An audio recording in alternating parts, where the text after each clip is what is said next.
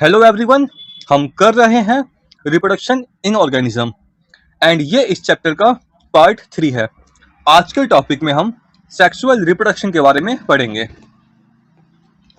Sexual reproduction involves formation of male and female gametes either by the same individual or by different individual of opposite sex। तो sexual reproduction में mail and female gametes का formation होता है and ये जो gametes हैं हो सकता है कि एक सिंगल इंडिविजुअल इन गैमिट्स को बनाए या फिर ये भी हो सकता है कि अलग अलग जो इंडिविजुअल हैं वो इन गैमिट्स को रिलीज करें। अगर हम बात करें सेम इंडिविजुअल जो मेल एंड फीमेल गैमिट्स को बनाते हैं तो इसका एक एग्जांपल आ जाएगा हमारे पास सेल्फ पॉलिनेशन का। सेल्फ पॉलिनेशन में जो मेल गैमिट्स हैं एंड फीमेल गैमिट हैं वो एक सिंगल इंडिविजुअल बनाता है, जबकि अगर हम बात करें क्रॉस पॉलिनेशन की तो इसमें एक जो इंडिविजुअल है वो मेल गैमिट को बनाता है एंड जो दूसरा इंडिविजुअल है वो फीमेल गैमिट्स को बनाता है। These gametes fuse to form zygote which develops to form new organism। तो ये जो गैमिट्स है वो फ्यूज करते हैं एंड बनाते हैं जाइगोट एंड जाइगोट फिर बनाता है ऑर्गेनिज्म को।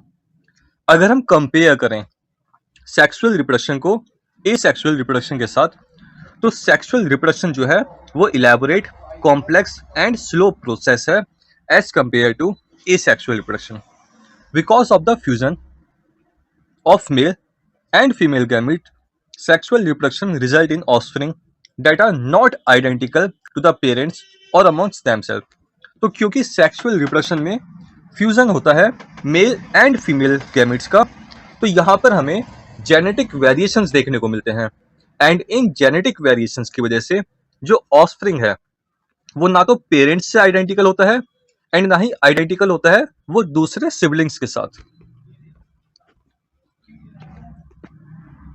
A study of diverse organisms, plants, animals or fungi show that though they differ so greatly in external morphology, internal structure and physiology, when it comes to sexual mode of reproduction, surprisingly they share similar pattern।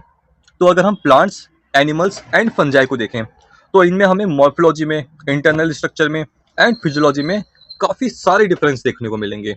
पर जब हम बात करते हैं इन organism में sexual mode of reproduction की तो हमें कुछ फीचर्स, कुछ इवेंट्स जो है वो इन सारे ऑर्गेनिज्म में सिमिलर देखने को मिलते हैं। नाउ ये कौन से फीचर्स हैं, कौन से इवेंट्स हैं जो इनमें सिमिलर होते हैं, आइए वो पढ़ते हैं आगे के लेक्चर में। Let us first discuss what features are common to this diverse organism. All organisms have to reach a certain stage of growth and maturity in their life before they can reproduce sexually। तो जो organism sexual reproduction के द्वारा reproduce करते हैं उन organism को एक certain age तक, एक सर्टेन ग्रोथ तक पहुंचना होता है जिससे पहले वो रिप्रोड्यूस नहीं कर सकते हैं सेक्सुअली। मतलब सेक्सुअल रिप्रोडक्शन करने से पहले उनको एक पर्टिकुलर ग्रोथ तक, एक पर्टिकुलर मैच्योरिटी को अटेन करना होता है। That period of growth is called juvenile phase. It is known as vegetative phase in plant. And ये जो टाइम पीरियड होता है ग्रोथ का इसको हम कहते हैं जुवेनाइल फेज एंड इसी को हम प्लांट्स में कहते हैं vegetative phase. This phase is of variable duration in different organism. तो जो ये फेज है वेजिटेटिव फेज या जुवेनाइल फेज अलग अलग ऑर्गेनिज्म में अलग अलग टाइम पीरियड का हो सकता है। The end of juvenile vegetative phase which marks the beginning of reproductive phase can be seen easily in the higher plants when they come to flower। तो जो ये फेज, जो वेजिटेटिव फेज एंड होता है एंड रिप्रोडक्टिव फेज स्टार्ट होता है, इनको हम हायर प्लांट्स में इजीली देख सकते हैं जब ये फ्लावरिंग करते हैं। जब प्लांट में फ्लावर आ गए इसका मतलब है कि वो रिप्रोडक्टिव फेज में पहुंच चुका है। How long does it take for marigold, rice, wheat, cotton, mango plants to come to flower. Now इस क्वेश्चन का आंसर आपको अलग अलग किताब में अलग अलग मिल सकता है क्योंकि इसका आंसर इन प्लांट्स की वैरायटीज पे भी डिपेंड करता है। मैरीगोल्ड में जनरली 30 से 40 दिन का टाइम पीरियड होता है, राइस में जनरली 3 से 6 महीने का टाइम पीरियड हमें देखने को मिलता है, व्हीट में जनरली 3 महीने का कोकोनट में 5 से 10 साल का एंड मैंगो में 3 से 6 साल का हमें टाइम पीरियड देखने को मिल सकता है। In some plants where flowering occur more than once, what would you call the interflowering period, juvenile और मैच्योर? नाउ ऐसे प्लांट्स जिसमें हमें फ्लावरिंग एक से ज़्यादा बार देखने को मिलता है, तो उसमें जो ये इंटरफ्लावरिंग पीरियड है उसे हम जुवेनाइल में रखेंगे या मैच्योर में रखेंगे। तो जो ये इंटरफ्लावरिंग पीरियड होता है इसको हम कहते हैं रिकवरी फेज, एंड ये मैच्योर फेज के अंदर ही आता है। Observe a few tree in your area, do they flower during same month year after year? Now ये आप ऑब्जर्व करना अपने स्कूल के गार्डन में या आपके घर के आसपास जो गार्डन हो उसमें, कि जो प्लांट्स हैं वो हर साल सेम महीने में फ्लावर करते हैं या फिर अलग अलग महीने में कर रहे हैं। Why do you think the availability of fruits like mango, apple, jackfruit etcetera is seasonal? Now देखो होता क्या है, जो ये प्लांट्स है ना ये एक पर्टिकुलर क्लाइमेट पे अच्छे से ग्रो करते हैं एंड इनके फल भी तभी पकते हैं। तो इसलिए जो ये जो फ्रूट्स हैं इनकी जो अवेलेबिलिटी है वो सीजनल होती है। Are there some plants that flower throughout the year and some others that show seasonal flowering?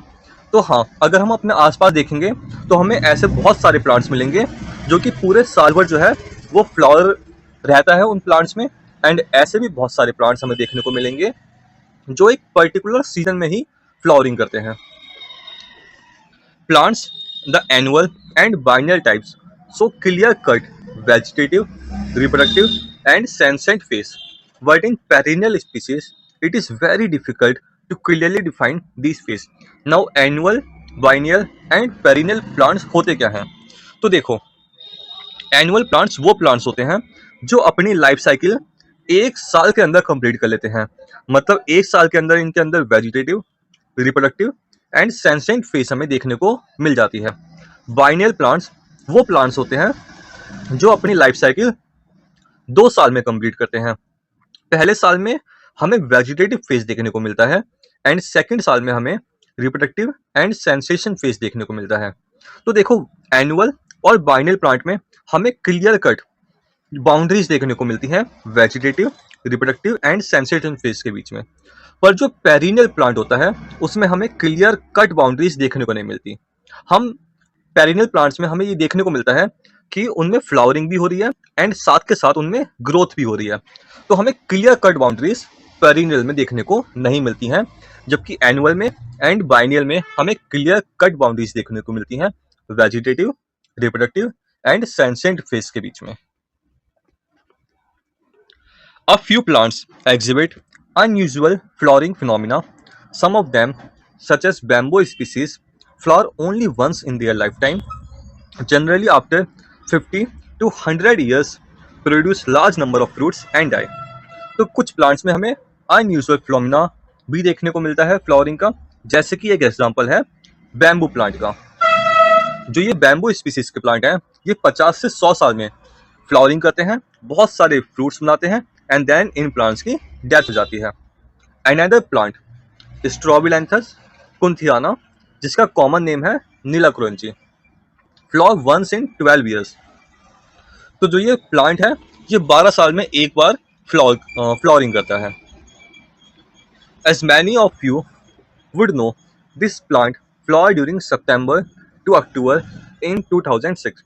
तो इस प्लांट ने फ्लावर करा था सितंबर से अक्टूबर के बीच में 2006 में। नाउ क्योंकि एनसीईआरटी में डाटा पुराना है तो इसलिए यहाँ पे 2006 लिखा हुआ है। नाउ 2006 में आप 12 प्लस कर दो तो मतलब लास्ट टाइम इसने 2018 में फ्लावरिंग किया होगा।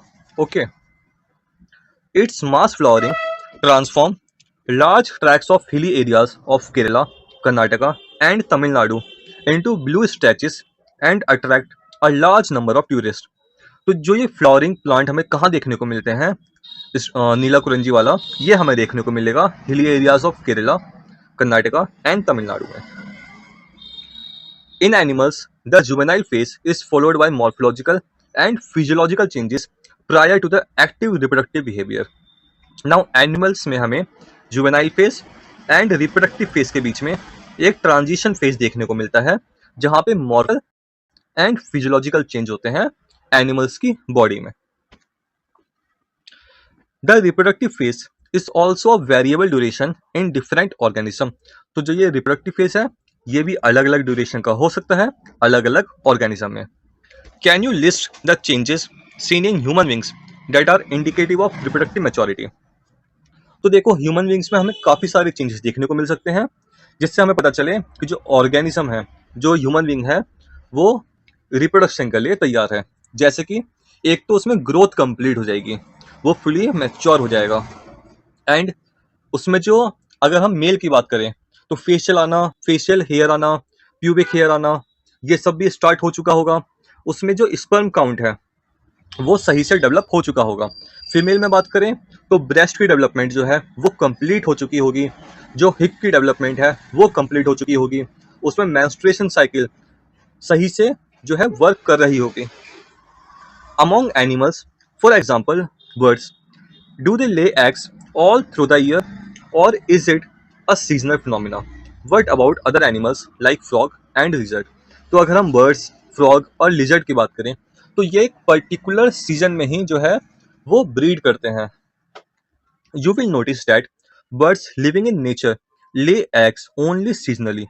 तो हम ये नोटिस कर सकते हैं कि जो बर्ड्स नेचर में रह रही हैं, जो वाइल्ड कंडीशन में रह रही हैं, वो एक पर्टिकुलर सीजन में ही जो है अपने अंडे देती हैं। However, birds living in captivity, as in poultry farms, can be made to lay eggs throughout the year।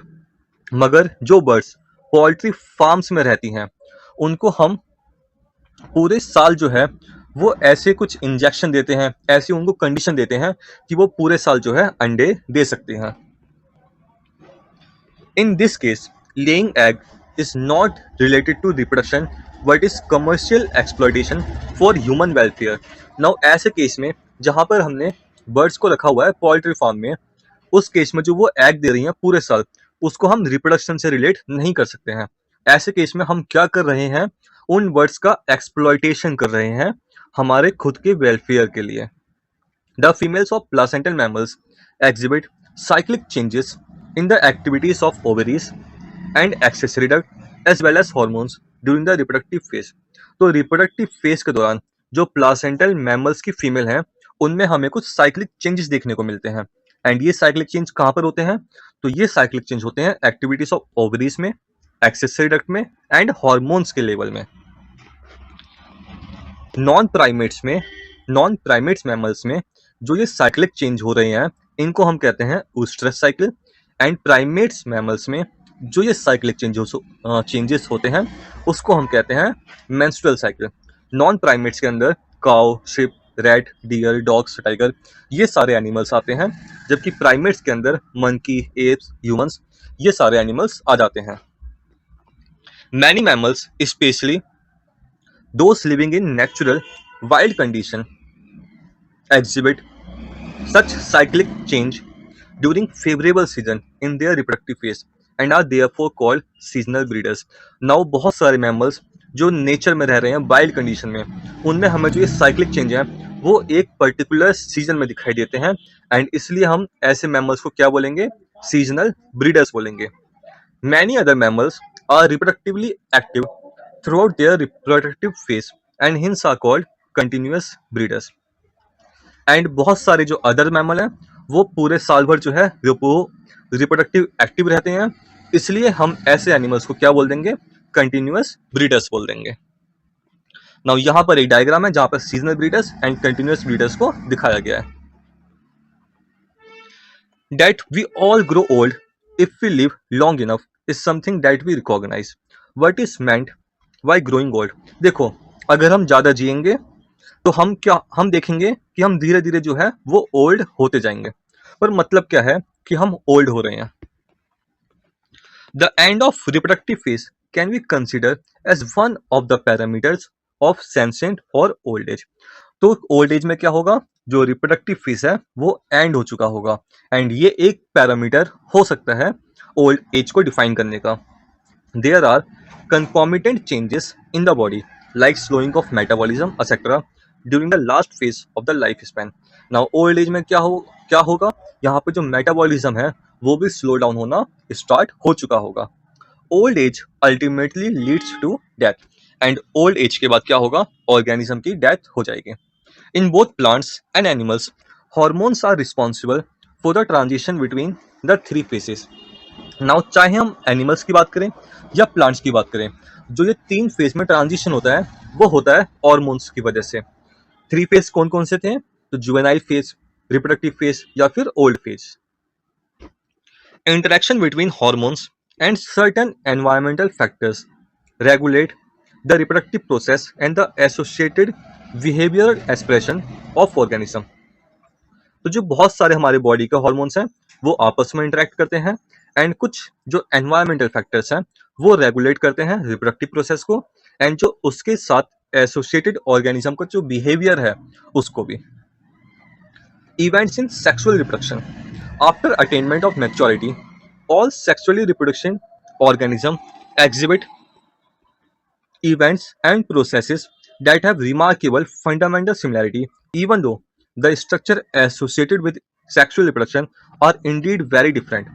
Now देखो, चाहे कोई भी ऑर्गेनिज्म हो उसमें कुछ इवेंट्स सेक्सुअल रिप्रोडक्शन के सिमिलर होंगे, फिर चाहे ऑर्गेनिज्म में कितना भी डिफरेंस हो, चाहे वो प्लांट हो फिर चाहे वो एनिमल हो। The event of sexual reproduction, through elaborate and complex, follow a regular sequence. Sexual reproduction is characterized by fusion or fertilization of the male and female gametes, formation of zygote and embryogenesis। तो देखो, जो sexual reproduction होगा उसमें क्या होगा, पहले fusion होगा mail and female gametes का, देन फॉर्मेशन होगा जाइगोट का, एंड देन फॉर्मेशन होगा एम्ब्रियो का। तो कुछ सीक्वेंस हैं जो सेम रहेंगे सारे ऑर्गेनिज्म में। For convenience, these sequential events may be grouped into three distinct stages, namely the pre-fertilization, fertilization and post-fertilization event। तो हमने जो ये इवेंट्स हैं उनको थ्री कैटेगरी में डिवाइड कर दिया है। पहला है प्री फर्टिलाइजेशन, दूसरा है फर्टिलाइजेशन एंड तीसरा है पोस्ट फर्टिलाइजेशन इवेंट्स। सबसे पहले पढ़ते हैं प्री फर्टिलाइजेशन इवेंट्स के बारे में। These includes all the events of sexual reproduction prior to fusion of the gametes। इसके अंदर वो सारे इवेंट्स आ जाएंगे जो कि फ्यूजन ऑफ गैमेट्स से पहले हो रहे हैं सेक्सुअल रिप्रोडक्शन में। The two main pre-fertilization events are gametogenesis and gamete transfer. Now pre fertilisation events के अंदर दो इवेंट्स आते हैं, एक तो है गैमेटोजेनेसिस एंड दूसरा है gamete transfer. Gametogenesis. As you are already aware, gametogenesis refers to the process of formation of two types of gametes, male and female। तो गैमेटोजेनेसिस में क्या होता है, मेल एंड फीमेल गैमेट्स जो है वो बनते हैं। गैमेट्स हमेशा हैप्लॉइड्स होते हैं, ये हमेशा याद रखना, गैमेट्स हमेशा जो है वो हैप्लॉइड होंगे। इन सम algae the two gametes are so similar in appearance that it is not possible to categorize them into male and female gametes। कुछ एल्गी में जो गैमेट्स हैं वो इतने सिमिलर होते हैं कि हम उनको अलग अलग कैटेगराइज नहीं कर सकते हैं फीमेल और मेल गैमेट्स में। दे आर हिंस कॉल्ड होमोगैमेट्स और आइसोगैमेट्स, एंड ऐसे गैमेट्स को हम बोलते हैं होमोगैमेट्स या फिर आइसोगैमेट्स। जैसे कि यहाँ पे हमें डायग्राम दिखाया हुआ है, तो ये डायग्राम रिप्रेजेंट करता है आइसोगैमेट्स ऑफ क्लैडोफोरा। क्लैडोफोरा एक एल्गी है। जो दूसरा डायग्राम है वो रिप्रेजेंट कर रहा है हेट्रोगैमेट्स को ऑफ फ्यूकस, एंड फ्यूकस भी एक एल्गी है। एंड जो थर्ड डायग्राम है वो रिप्रेजेंट कर रहा है हेट्रोगैमेट्स ऑफ ह्यूमन बींग्स को। However, in majority of sexually reproducing organism, the gametes produced are of two morphologically distinct types, and ऐसे gametes को हम कहते हैं heterogametes। तो ज्यादातर जो सेक्सुअली रिप्रोड्यूसिंग ऑर्गेनिज्म है उसमें हमें गैमेट्स दो मॉर्फोलॉजिकली डिस्टिंक्ट टाइप के देखने को मिलते हैं, जिनको हमने कहा heterogametes. In such organism the male gamete is called antherozoid or sperm, and female gamete is called egg or ovum.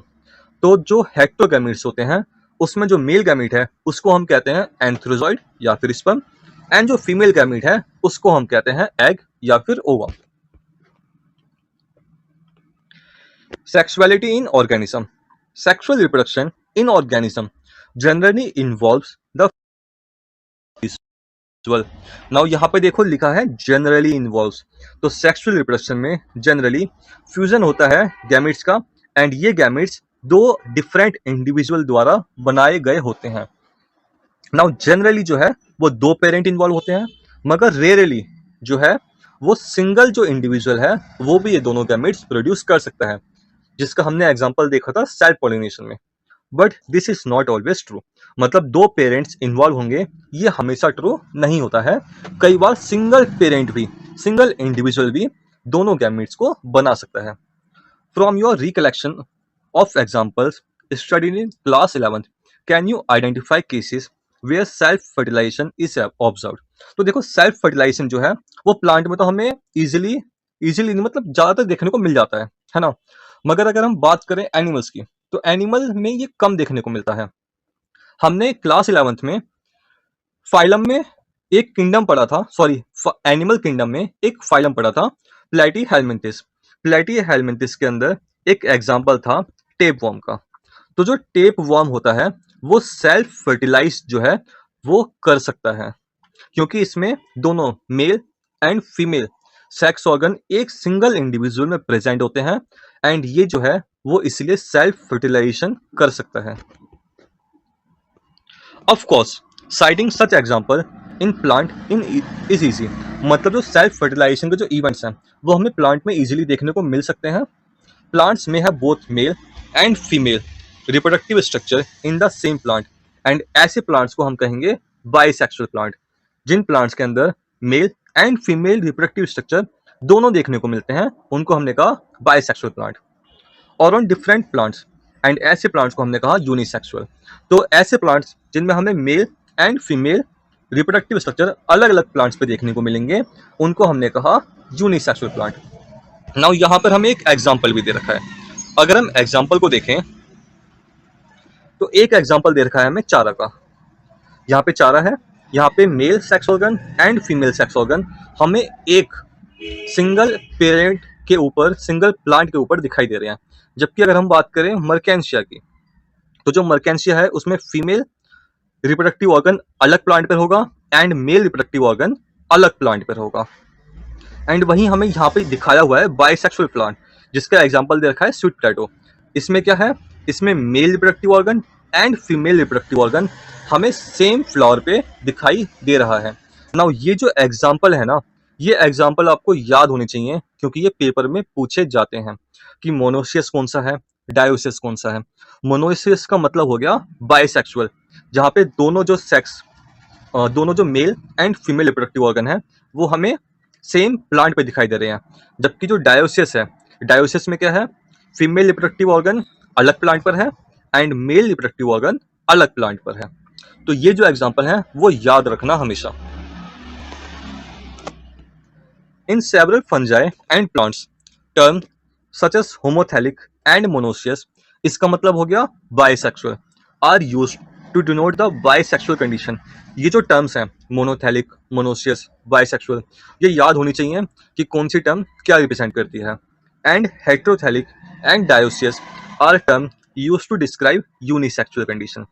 तो बाइसेक्सुअल कंडीशन के लिए homothallic and monoecious, unisexual condition के लिए heterothallic and dioecious. In flowering plants the unisexual male flower is staminate bearing stamens while the female is pistillate bearing pistil।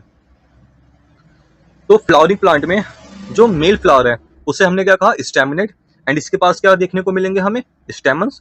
And जो female reproductive part है वो है pistillate, and इसमें हमें देखने को मिलेंगे pistil. In some flowering plant both male and female flowers may be present on same individual, इनको हमने क्या कहा, मोनोसियस, मतलब बाइसेक्सुअल कंडीशन। और ऑन सेपरेट इंडिविजुअल, इनको हमने कहा डायोसियस। तो जब male and female reproductive organ same flower पे प्रेजेंट है तो इनको हमने कह दिया मोनोसियस, एंड जब ये अलग अलग फ्लावर पे प्रेजेंट है तब इनको हमने कहा dioecious. Some example of monoecious plant are cucurbit and coconut, ये एग्जांपल आपको याद होने चाहिए। And dioecious plant are papaya and date palm. Name the type of gametes that are formed in staminate and pistillate flower. तो देखो जो staminate है मतलब वो मेल रिप्रोडक्टिव ऑर्गन है, तो वो मेल गैमेट्स को बनाएगा, and male gametes pollen grains के थ्रू जो है वो जाएंगे मेल रिप्रोडक्टिव ऑर्गन से फीमेल रिप्रोडक्टिव ऑर्गन जो कि स्टिग्मा के ऊपर वो लैंड करेंगे, एंड इस प्रोसेस को हम बोलते हैं पॉलिनेशन। ये हम बाद में पढ़ेंगे। एंड जो फीमेल रिप्रोडक्टिव ऑर्गन है वो हमारा आ गया पिस्टुलेट फ्लावर्स के अंदर, एंड ये रिलीज करेंगे फीमेल गैमेट्स जिनको हम एग भी कहते हैं। But what about animals? Are individuals of all species either male or female, or are there species which possesses both reproductive organs? तो देखो एनिमल्स में भी हमें बहुत सारे ऐसे एनिमल्स दिखाई देते हैं जिनमें इंडिविजुअल के अंदर mail and female reproductive organs present होते हैं, एंड बहुत सारे एनिमल्स ऐसे हैं जिनमें मेल अलग है एंड फीमेल रिप्रोडक्टिव ऑर्गन्स हमें अलग अलग इंडिविजुअल पे दिखाई देते हैं। You probably can make a list of several unisexual animal species. Now ये लिस्ट आप एक बार बना लेना यूनिसेक्सुअल एनिमल स्पीसीज के। एंड जो एनिमल किंगडम आपने पढ़ा था क्लास 11th में, उसमें भी बहुत सारे ऐसे एनिमल्स दे रखे हैं जिनमें सेम इंडिविजुअल के अंदर mail and female reproductive organs present होते हैं, तो आप उनकी भी एक लिस्ट बना लेना। Earthworm, sponge, tapeworm and Leach typical examples of bisexual animals that possesses both male and female reproductive organs, and ऐसे एनिमल्स को हम कहते हैं हर्माफ्रोडाइट। तो ऐसे एनिमल्स जिसमें हमें दोनों रिप्रोडक्टिव ऑर्गन्स मतलब male reproductive organ and female reproductive organs देखने को मिलता है, उनको हमने कहा हर्माफ्रोडाइट। एंड इसके एग्जाम्पल दे रखे हैं जैसे कि earthworm, sponge, tapeworm and Leach. Cockroach is an example of unisexual species. Unisexual species मतलब इसमें हमें एक मेल कॉकरोच दिखाई देगा एंड एक फीमेल कॉकरोच दिखाई देगी। तो यहाँ पर हमें एग्जाम्पल देखा रखा है, ये है एग्जाम्पल किसका? अर्थवर्म का। नाउ यहाँ पर आप देखो कि हम यहाँ पर हमें सेम इंडिविजुअल के अंदर टेस्टिस भी दिखाई दे रहे हैं एंड ओवरी भी दिखाई दे रहे हैं। जबकि अगर हम बात करें कॉकरोच की, तो यहाँ पर हमें दो सेपरेट जो है वो इंडिविजुअल दिखाई दे रहे हैं। एक के अंदर प्रेजेंट है टेस्टिस एंड दूसरे के अंदर प्रेजेंट है ovary. Cell division during gamete formation. Gametes in all heterogamete species are of two types, namely male and female. तो जो हेट्रोगैमेट स्पीसीज होती हैं उनमें हमें दो टाइप के गैमेट्स देखने को मिलते हैं, male and female. Gametes are haploid though the parent plant body from which they arise may be either haploid or diploid. तो देखो गैमेट्स हमेशा हैप्लॉइड होंगे, मगर जो उनकी पेरेंट बॉडी है वो हैप्लॉइड भी हो सकती है और डिप्लॉइड भी हो सकती है। A haploid parent produce gamete by mitotic division. तो जो हैप्लॉइड प्लांट बॉडी है, जो हैप्लॉइड पेरेंट बॉडी है, वो प्रोड्यूस करेगी गैमेट्स को माइटोटिक डिवीजन के through. Now mitotic division, meiosis division, ये आपने क्लास 11th में पढ़ा होगा, तो यहाँ पर हम उस कॉन्सेप्ट को रिपीट नहीं कर रहे हैं। Does this means that meiosis never occurs in organisms that are haploid? Carefully examine the flowchart of life cycle of algae that you have studied in class 11th to get a suitable answer. तो देखो ये पूछ रहा है कि जो haploid plant body थी, ठीक है, उसमें क्या हुआ? उसमें माइटोसिस हुआ एंड हैप्लॉइड गैमेट बने। तो क्या ऐसी प्लांट बॉडी जो हैप्लॉइड है उसमें मियोसिस कभी भी नहीं होगा? तो इसका आंसर है नहीं, उसमें मियोसिस होगा। देखो गैमेटोफाइट प्लांट बॉडी थी, यहाँ पे गैमेट्स बने माइटोटिक से, मगर जब जाइगोट बना, जाइगोट के अंदर हमें मियोसिस देखने को मिलेगा, जिसके बाद क्या बनेंगे? स्पोर्स बनेंगे। तो ऐसी प्लांट बॉडी में भी हमें मियोसिस देखने को मिलेगा। Several organism belonging to monera, fungi, algae and bryophytes have haploid plant body, but in organism belonging to pteridophytes, gymnosperm, angiosperm and most of the animals including human beings, the parental body is diploid. तो जो यहाँ पे haploid plant body के example दे रखे हैं and diploid organism के example दे रखे हैं, इनको आप याद कर लेना। हैप्लॉइड के अंदर कौन कौन से आ गए? मोनेरा आ गए, फंजाई आ गए, एल्गी आ गए, ब्रायोफाइट्स आ गए। एंड डिप्लॉइड के अंदर कौन से आ गए हमारे पास? टेरिडोफाइट्स आ गए, जिम्नोस्पर्म आ गए, एंजियोस्पर्म आ गए, बहुत सारे एनिमल्स एंड जो ह्यूमन बींग्स हैं हम भी इसी में आते हैं डिप्लॉइड ऑर्गेनिज्म के अंदर। It is obvious that meiosis, the reduction division, has to occur if a diploid body has to produce haploid gametes. तो देखो अगर डिप्लॉइड बॉडी को हैप्लॉइड गैमेट्स बनाने हैं तो उसमें क्या होगा? उसमें होगा मियोसिस, जिसको हम कहते हैं reduction, division. In diploid organism, specialized cells called myocytes undergo meiosis. तो डिप्लॉयड ऑर्गेनिज्म के अंदर कुछ हमें स्पेशलाइज्ड सेल्स देखने को मिलते हैं जिनको हम कहते हैं मियोसिट्स या फिर gamete mother cell. And in meiocytes के अंदर मियोसिस होगा एंड ये प्रोड्यूस करेंगे फिर गैमिट को। At the end of meiosis, only one set of chromosome gets incorporated into each gamete. तो जैसे कि हमें पता है डिप्लॉयड ऑर्गेनिज्म में दो सेट ऑफ क्रोमोसोम प्रेजेंट होंगे, मगर जब मियोसिस होगा तो गैमेट्स में सिर्फ एक सेट ऑफ क्रोमोसोम जाते हैं। Carefully study table 1.1 and fill in the diploid and haploid chromosome numbers of the organism. तो यहाँ पर हमें टेबल दे रखी है एंड इसको हमें फिल करना है। तो जैसे ह्यूमन विंग्स में दे रखे हैं, तो यहाँ पे मियोसाइट्स में कितने क्रोमोसोम प्रेजेंट होते हैं 46, मगर गैमिट्स में कितने क्रोमोसोम प्रेजेंट होंगे 23। तो गैमिट्स में जो है मियोसाइट्स के हाफ क्रोमोसोम प्रेजेंट होंगे। ओके, ऐसे ही यहाँ पे जो टेबल दे रखी है इसको आपको फिल करना है। तो आप इसको एनसीईआरटी में जो है ना वो लिख लेना यहाँ पे नंबर, और जो ये क्रोमोसोम के नंबर हैं इनको भी याद कर लेना कि ह्यूमन विंग्स में कितने हैं, ये तो आप सबको याद होगा ही। हाउस फ्लाई में कितने हैं, रैट में कितने होंगे, बैट में कितने हैं, तो इन सबको जो है एक बारी याद कर लेना। Is there any relationship in the number of chromosome of meiocytes and the gametes? तो देखो हाँ, रिलेशनशिप तो है। जो नंबर ऑफ क्रोमोसोम है गैमेट्स के अंदर वो हाफ हो जाते हैं number of chromosome in meiocytes. Okay, gamete transfer after their formation male and female gametes must be physically brought together to facilitate fusion। तो देखो अब गैमेट्स तो हमारे बन गए, अब गैमेट्स को फ्यूज भी करवाना है तो इनको पास पास लाना पड़ेगा फिजिकली ताकि ये फ्यूज करें और इसमें फर्टिलाइजेशन हो। Have you ever wonder how the gametes meet? तो गैमेट्स मीट कैसे करते हैं, आइए उसे देखते हैं। In majority of organism male gamete is motile and female gamete is stationary. तो ज्यादातर ऑर्गेनिज्म में जो मेल गैमेट होता है वो मोटाइल होता है, वो मूव कर सकता है, एंड जो फीमेल गैमेट होता है वो स्टेशनरी होती है, वो मूव नहीं कर सकती। मगर इसके हमें एक्सेप्शन भी देखने को मिलते हैं। Exception are a few fungi and algae in which both types of gametes are motile. तो यहाँ पर हमें कुछ एक्सेप्शन देखने को मिलते हैं फंजाई के अंदर एंड एल्गी के अंदर, जिसमें जो दोनों जो गैमेट्स हैं वो मूव कर सकते हैं, वो मोटाइल होते हैं। There is a need of medium through which male gametes move. तो मेल गैमेट्स को मूव करने के लिए एक मीडियम की जरूरत पड़ेगी।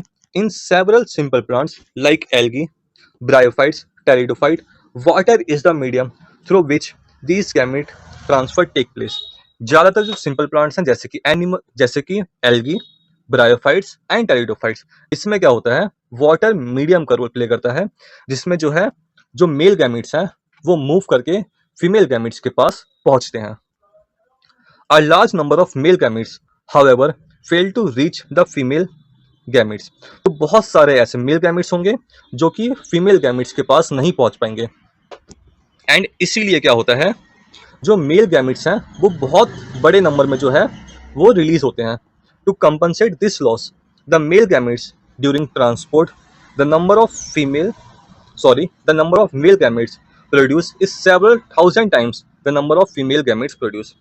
तो ये जो compensate है, क्योंकि बहुत सारे जो मेल गैमेट्स हैं वो फीमेल गैमेट्स के पास नहीं पहुंच पा रहे, तो इस लॉस को पूरा करने के लिए जो मेल गैमेट्स हैं वो बहुत ज्यादा अमाउंट में फॉर्म होते हैं as compare to female gametes. In seed plant pollen grains are the carrier of male gametes and ovule have egg. तो देखो जो पॉलन ग्रेन्स हैं उसके अंदर हमें देखने को मिलते हैं मेल गैमेट्स जो कि कैरी करते हैं मेल गैमेट्स को फीमेल गैमेट्स के पास, एंड ओव्यूल के अंदर होता है एग जो कि है female gamete. Pollen grains produced in anther therefore have to be transferred to the stigma before it can lead to fertilization।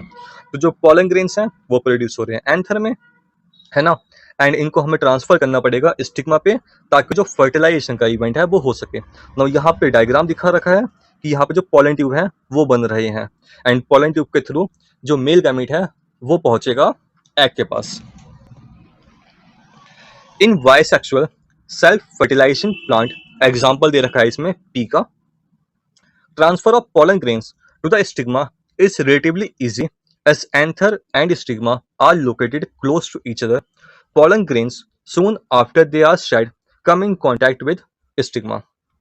जो बाइसेक्सुअल फ्लावर हैं जिसमें मेल एंड फीमेल पार्ट्स दोनों प्रेजेंट हैं, उनमें जो ट्रांसफर हो रहा है पोलन ग्रेन्स का वो इजीली हो सकता है क्योंकि एंथर और स्टिग्मा जो है वो पास पास हैं। Okay, but in cross pollination plant including dioecious plant, a specialized event called pollination facilitate transfer of pollen grains to the stigma।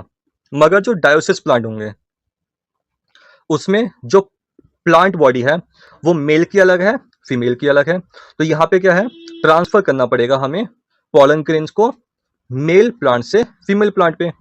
तो जो ये ट्रांसफर होता है पोलन ग्रेन्स का, इसको हम कहते हैं पॉलिनेशन, जिसके थ्रू जो है पोलन ग्रेन्स ट्रांसपोर्ट होते हैं मेल प्लांट से फीमेल प्लांट्स के पास। Pollen grains germinate on stigma and the pollen tubes carrying the male gametes reach the ovules and discharge male gamete near the egg.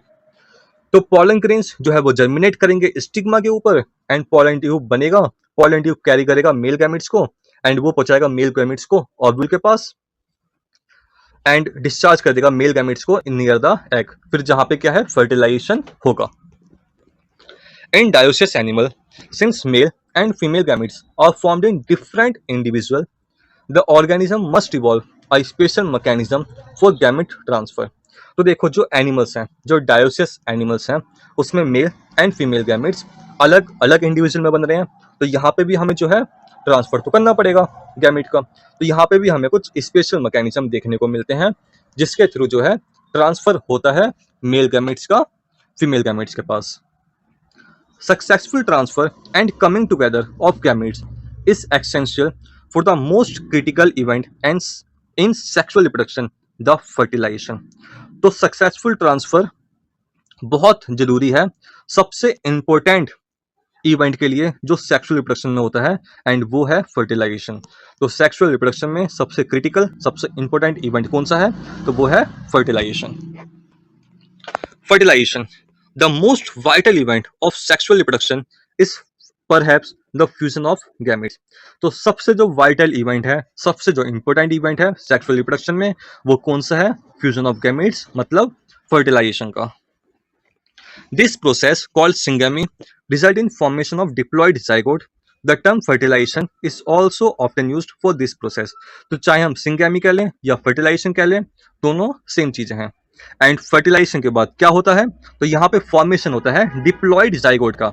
देखो gametes हमेशा haploid है and जो zygote है वो कैसा है, डिप्लॉइड होगा। The term syngamy and fertilization are frequently used through interchangeably. तो जो टर्म है सिंगैमी एंड फर्टिलाइजेशन को, इनको हम इंटरचेंजली यूज कर सकते हैं एक दूसरे की जगह। What would happen if syngamy does not अगर, तो देखो अगर फ्यूजन नहीं होगा तो जाइगोट नहीं बनेगा। However, it has to be mentioned here that in some organism like rotifers, honeybees and even some lizard and birds, example दे रखा है Turkey, the female gametes undergo development to form new organism without fertilization. This phenomena is called parthenogenesis. Now ये हमने पहले भी discuss किया था। देखो honey bee में क्या हो सकता है, जो एग है अगर एग फर्टिलाइज नहीं हुआ तो ये डेवलप हो जाएगा एंड बना देगा हैप्लॉइड मेल भी। एंड ये जो प्रोसेस है जहाँ पे फर्टिलाइजेशन के बिना जो है नया ऑर्गेनिज्म बन रहा है, इसको हमने क्या बोला, पार्थेनोजेनेसिस। अगर फर्टिलाइजेशन होगा तो क्या बन रही है, वो डिप्लॉइड फीमेल बी बन रही है। Okay, where does syngamy occurs, तो फर्टिलाइजेशन जो है वो कहां पर होती है, in most of aquatic organism such as majority of algae and fishes as well as amphibians. Syngamy occur in external medium जो कि है वाटर, दैट इज, तो ज्यादातर एक्वाटिक ऑर्गेनिज्म में जिसमें हमारे मेजॉरिटी ऑफ एल्गी आ गए, फिश आ गई, एम्फीबियंस आ गए, जो फर्टिलाइजेशन है, जो सिंगैमी है, वो वाटर के अंदर होती है। This type of gametic fusion is called external fertilization. And ये जो फर्टिलाइजेशन बॉडी के बाहर हो रही है, इसको हमने बोला एक्सटर्नल फर्टिलाइजेशन। जैसा कि यहाँ पर एग्जांपल दिखाया हुआ है, जो फ्रॉग है इन्होंने एग और स्पर्म को वाटर में रिलीज किया है जहां पे फर्टिलाइजेशन होगी। ऐसे ही यहाँ पे फिश का एग्जांपल दिखा रखा है, जहां पे मेल फिश ने अपने स्पर्म जो है वो स्प्रेड किए हैं एग के ऊपर ताकि फर्टिलाइजेशन हो जाए। Organism exhibiting external fertilization show great synchrony between the sexes and release a large number of gametes into the surrounding medium water in order to enhance the chance of syngamy. Now देखो, क्योंकि जो fertilisation है वो external हो रही है, तो जो ये एनिमल्स हैं उनमें हमें सिंक्रोनोमी देखने को मिलती है। मतलब ये एक साथ जो है वो रिलीज करते हैं मेल गैमेट्स को भी और फीमेल गैमेट्स को भी, ताकि क्या है जो चांसेस हैं फर्टिलाइजेशन के वो इंक्रीज हो पाए। This happens in the bony fish and frogs where a large number of offspring are produce.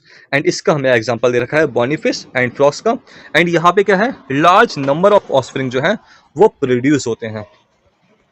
A major disadvantage is that the offspring are extremely vulnerable to predator threatening their survival up to adulthood.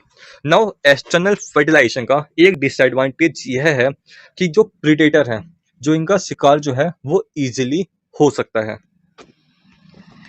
In many terrestrial organism belonging to fungi, higher animals such as reptiles, birds, mammals and in majority of plants जैसे कि bryophytes, pteridophyte, gymnosperm, angiosperm, syngamy occurs inside the body of organism, hence the process is called internal fertilization. Now जब fertilisation body के अंदर हो रहा है organism के, तो ऐसे प्रोसेस को हमने कहा internal fertilization. In all these organisms, egg is formed inside the female body where they fuse with the male gametes. तो जहां पर हमें इंटरनल फर्टिलाइजेशन देखने को मिलती है, यहाँ पे जो एग है वो फीमेल बॉडी के अंदर बनता है एंड जहां फ्यूजन होता है मेल गैमेट्स का। In organism exhibiting internal fertilization the male gamete is motile and has to reach egg in order to fuse with it. तो जो एनिमल्स इंटरनल फर्टिलाइजेशन जिन एनिमल्स में होती है उनमें हमें देखा गया है जो मेल गैमेट है वो मोटाइल होता है एंड वो रीच करता है एग को ताकि वहां पे फ्यूजन हो सके। In this, even though the number of sperm produced is very large, there is significant reduction in number of eggs produced. Now यहाँ पे भी जो है वो number of sperm तो बहुत ज्यादा प्रोड्यूस होते हैं, मगर जो गैमीट्स हैं, जो फीमेल गैमीट हैं, उनका नंबर जो है वो डिक्रीज हो जाता है एज कंपेयर टू जो हमें फर्टिलाइजेशन एक्सटर्नल एनवायरमेंट में देखने को मिल रही थी। In seed plant, however, the non-motile male gametes are carried to female gametes by pollen tubes. Now seed plant में हमें एक एक्सेप्शन देखने को मिलेगा जहां पे जो मेल गैमेट्स हैं वो नॉन मोटाइल हैं एंड ये पॉलन ट्यूब के जरिए जो है वो फीमेल गैमेट्स के पास पहुंचते हैं। नाउ अब हम आते हैं पोस्ट फर्टिलाइजेशन इवेंट्स के बारे में। Events in sexual reproduction after the formation of zygote are called post fertilization events। तो ऐसे इवेंट्स जो फॉर्मेशन ऑफ जाइगोट के बाद आते हैं वो हमने रखे हैं पोस्ट फर्टिलाइजेशन इवेंट्स में। सबसे पहले इसके अंदर आता है the zygote.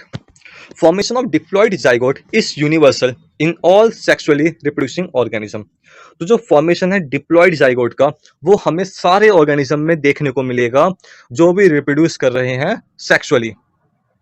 In organism with external fertilization zygote is formed in external medium, usually water, whereas in those exhibiting internal fertilization, zygote is formed inside the body of the organism.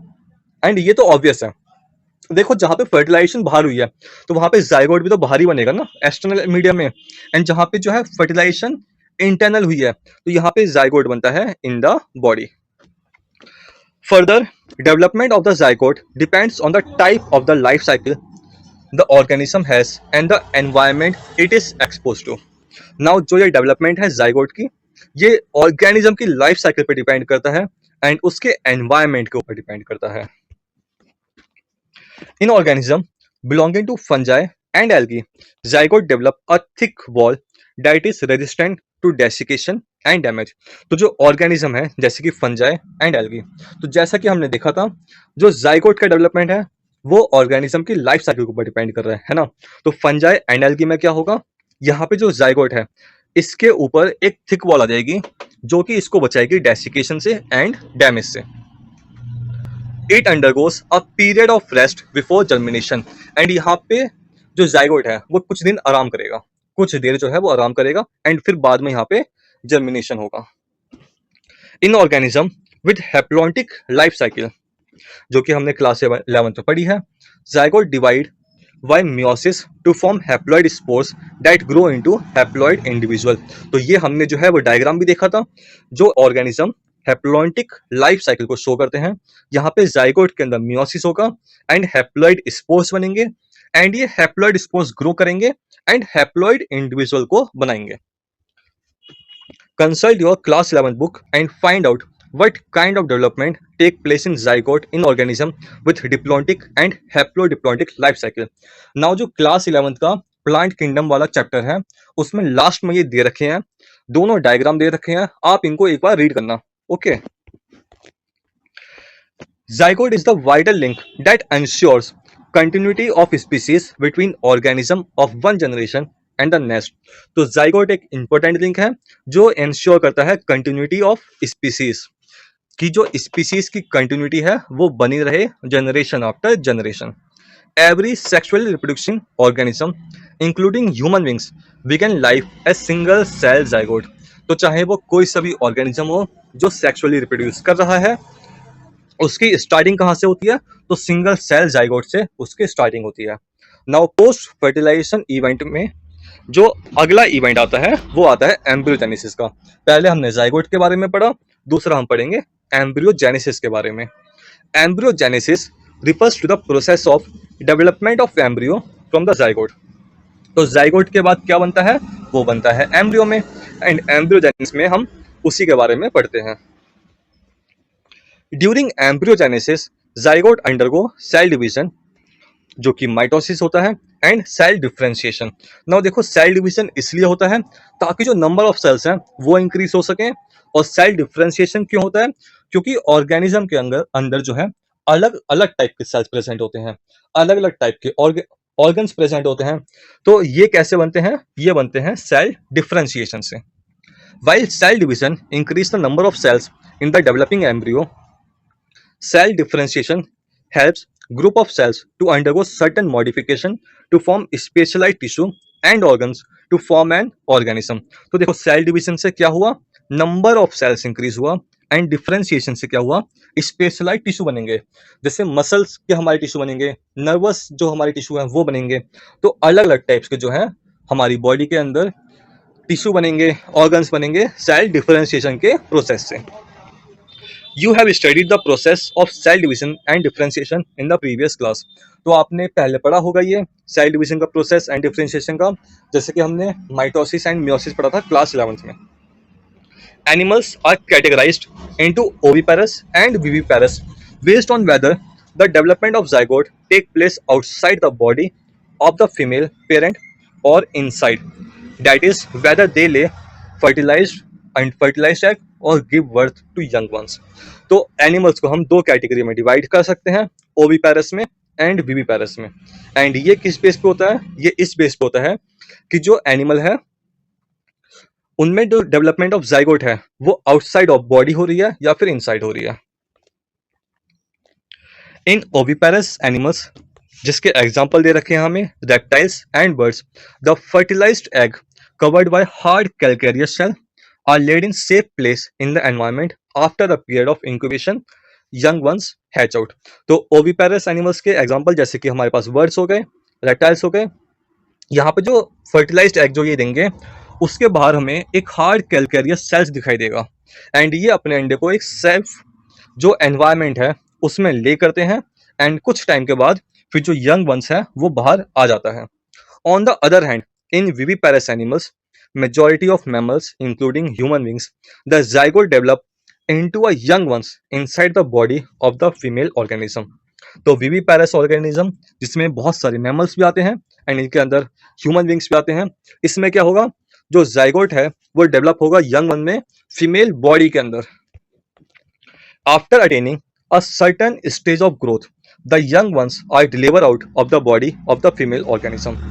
And विवीपैरस में क्या होगा कि कुछ time के बाद जब उस organism में ग्रोथ हो जाएगी, वो फिर बॉडी से, फीमेल बॉडी से बाहर आ जाएगा। Because of proper embryonic care and protection, the chances of survival of young ones is greater in viviparous organism. Now क्योंकि जो ऑस्प्रिंग है वो फीमेल बॉडी के अंदर है, तो यहाँ पे जो है प्रोटेक्शन उसकी हो पाती है, और इसलिए इसके जो चांस ऑफ सर्वाइवल है वो इंक्रीज हो जाते हैं एज कंपेयर टू ओविपेरस।